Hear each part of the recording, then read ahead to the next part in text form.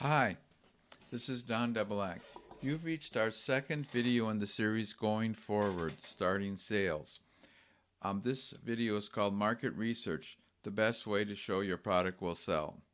You probably think this is a little strange doing a section on market research after you're going, in the video series titled Going Forward, Starting Sales. But you're not really doing market research for yourself. You're doing market research for your marketing partners, your manufacturing partners, your possible investors, your early sales reps, and your early distribution channel.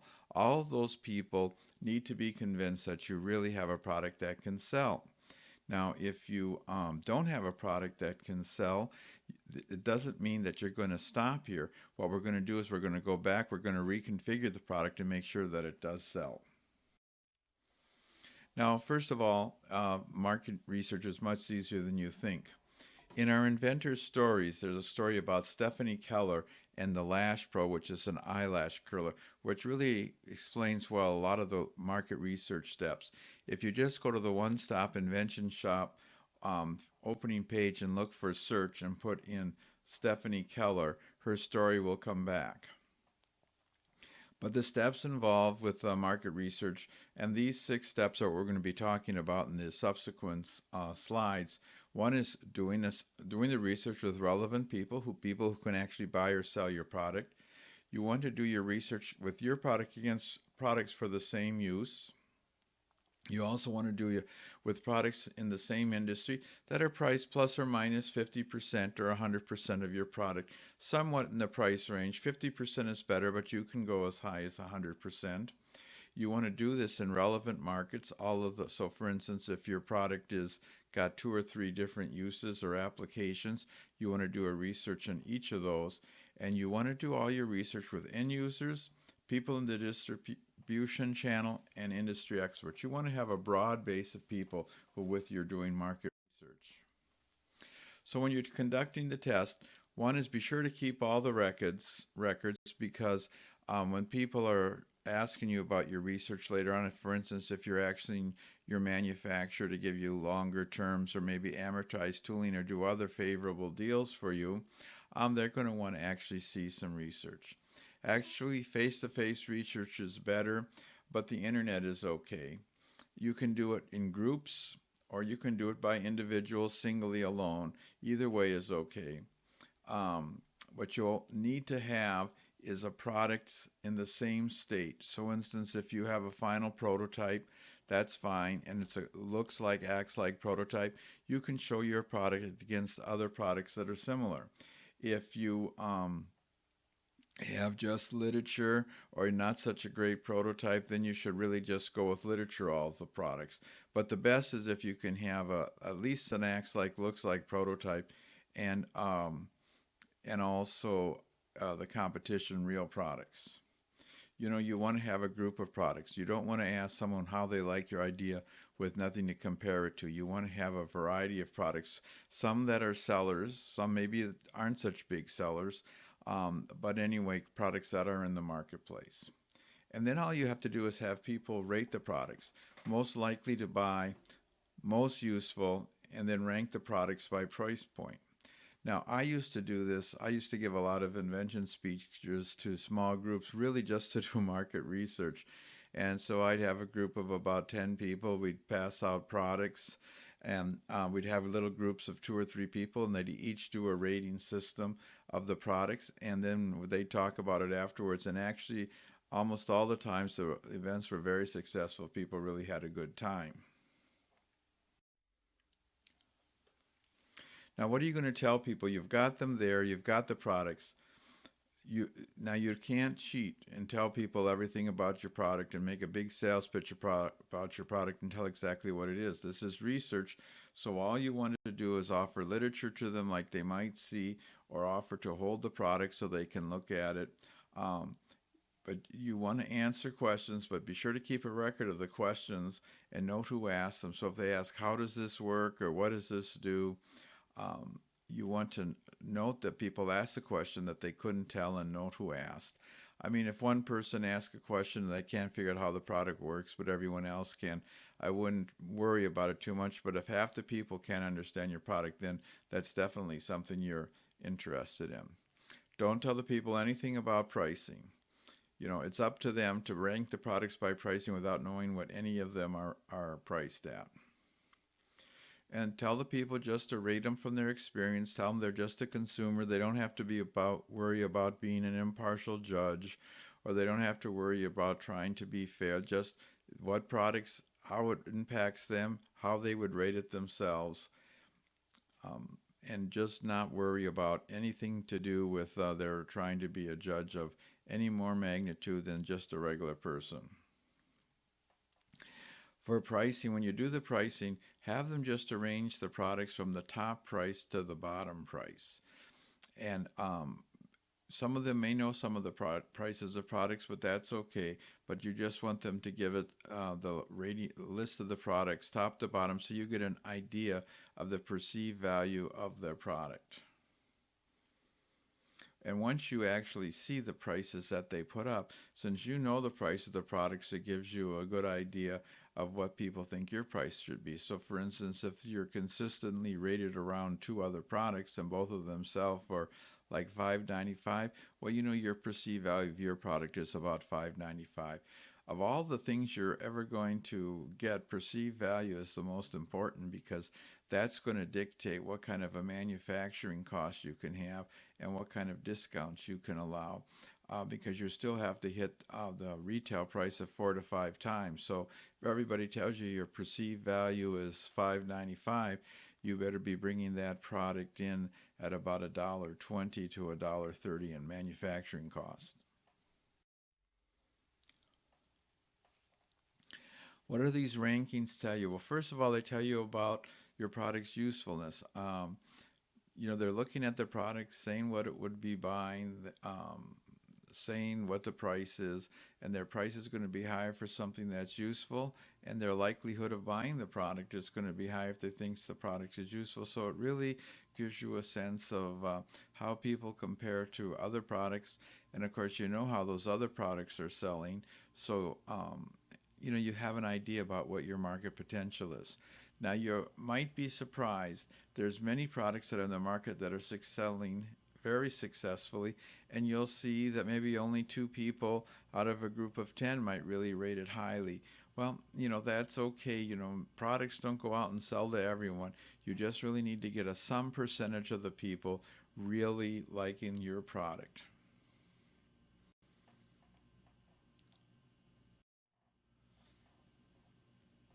Relevant people. Now, we're talking about relevant people for your end users and distribution channel that you want to have in the test.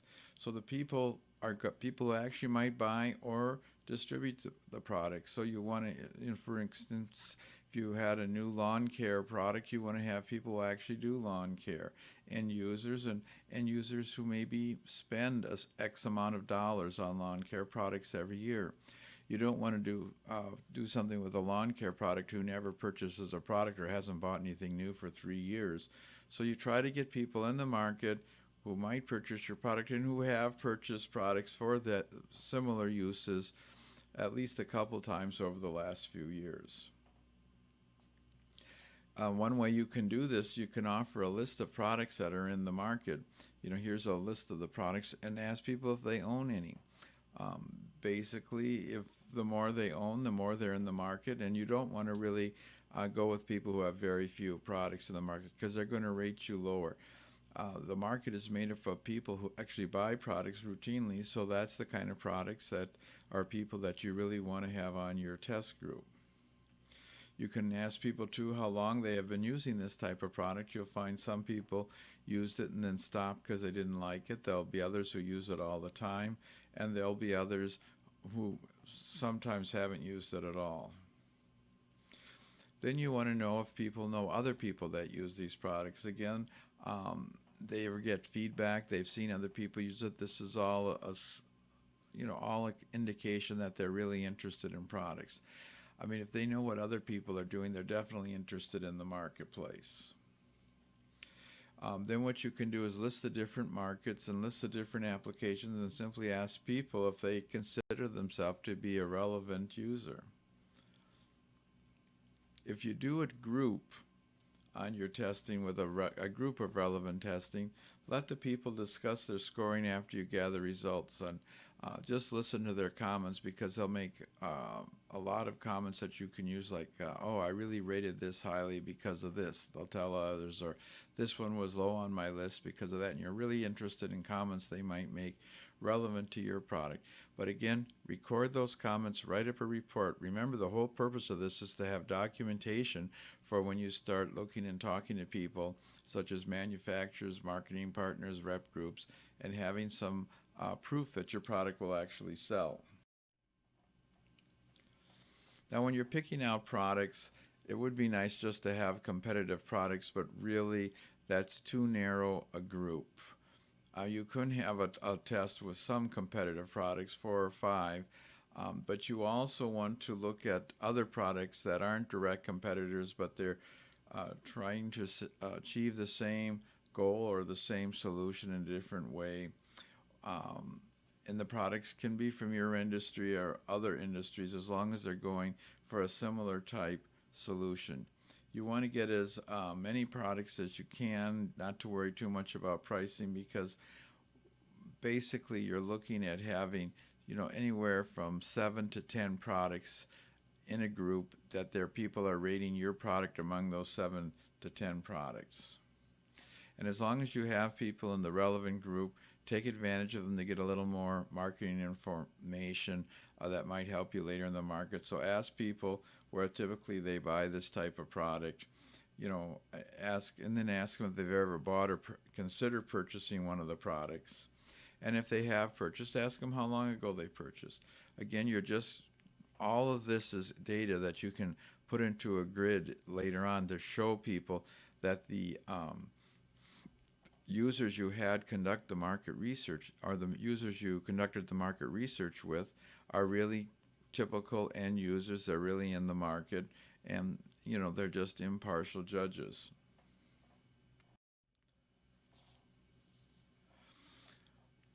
When you want to have the perceived value, you want products just in the same broad price range. They don't have to be like nickels and dimes. So I remember I did a test with a product that was called a dish net, which was something you use in your dishwasher to hold down, plastic glasses and things that might flip over during the dishwasher cycle.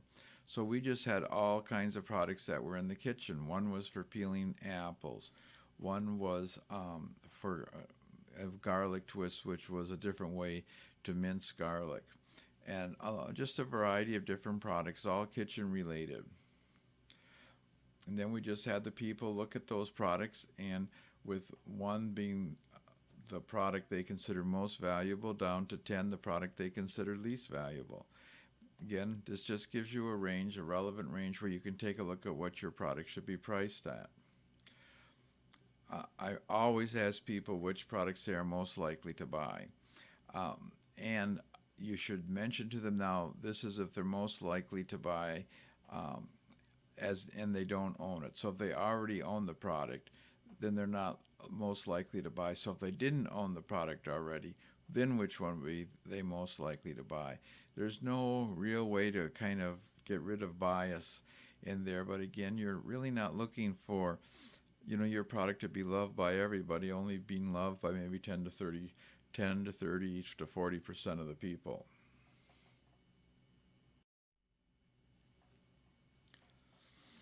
You want to take a look. If your product is really for different markets, again, do a test for every market. Find people in each market if you can, and maybe distributors, maybe sales reps, even industry experts, but mostly try to get end users for the market, and use different products that are also sold into that market.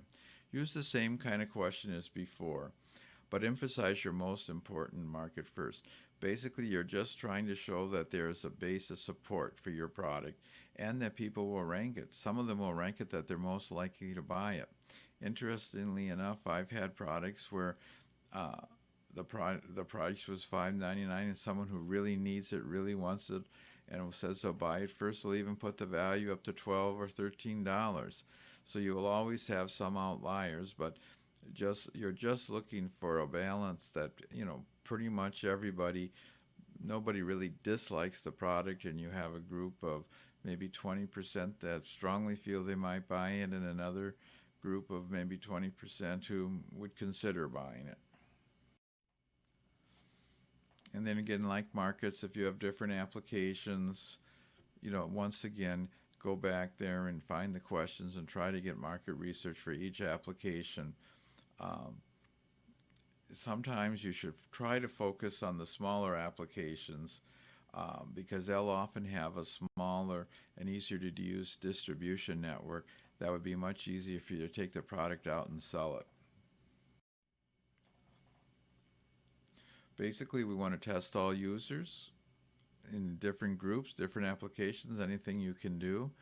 The more tests you have, the more information you have, the better chances are you'll get investment help and marketing help.